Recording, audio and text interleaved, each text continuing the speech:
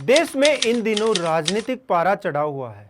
एक तरफ बीजेपी अपनी ट्रिपल इंजन और डबल इंजन सरकारों की ताकत से दम दिखा रही है, तो दूसरी ओर कांग्रेस अब अपनी ढीले पड़ चुके ढांचे को फिर से खड़ा करने की कोशिश में जुटी हुई है। दिल्ली में फिलहाल बीजेपी की ट्रिपल इंजन सरकार कायम है। केंद्र में बीजेपी, दिल्ली नगर निगम में बीजेपी और अब मेयर भी बीजेपी का। ये दिखाता है कि राजधानी की कमान पूरी तरह से भगवा पार्टी के हाथ में है। अब नजर डालते हैं कि राजस्थान पर, जहां डबल इंजन की सरकार चल रही है, यानी केंद्र में भी बीजेपी और राज्य में भी बीजेपी, ये समीकरण बीजेपी के लिए ताकतवर स्थिति पैदा करते हैं। लेकिन कांग्रेस भी पीछे नहीं है। आगामी निकाय चुनाव को देखते हुए कांग्रेस ने अभी से मोर्चा संभाल लिया है।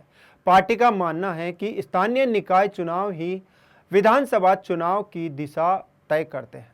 पिछले महीने गुजरात में हुए अधिवेशन में कांग्रेस अध्यक्ष मल्लिकार्जुन खड़गे और नेता सचिन पायलट ने साफ कहा है कि पार्टी अब निष्क्रिय नेताओं को बाहर का रास्ता दिखाएगी और सक्रिय कार्यकर्ताओं को मौका दिया जाएगा। अब वक्त आ गया है कि पार्टी में वही लोग रहे जो जमीन पर संघर्ष करते हैं।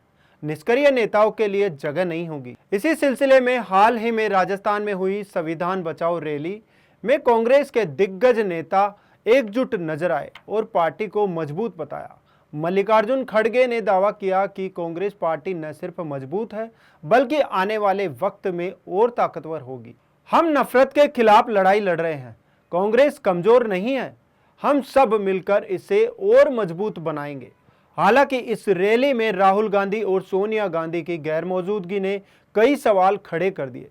क्या ये रणनीतिक दूरी है या आंतरिक मतभेद का संकेत? तो दोस्तों, एक और बीजेपी अपनी सियासी ताकत को ट्रिपल इंजन से रफ्तार दे रही है, वहीं कांग्रेस भी अब धीरे धीरे गियर बदल रही है। लेकिन क्या कांग्रेस की ये नई रणनीति रंग लाएगी? इसका जवाब निकाय और विधानसभा चुनाव में ही मिलेगा। राजनीति की हर हलचल के लिए जुड़े रहिए हमारे साथ।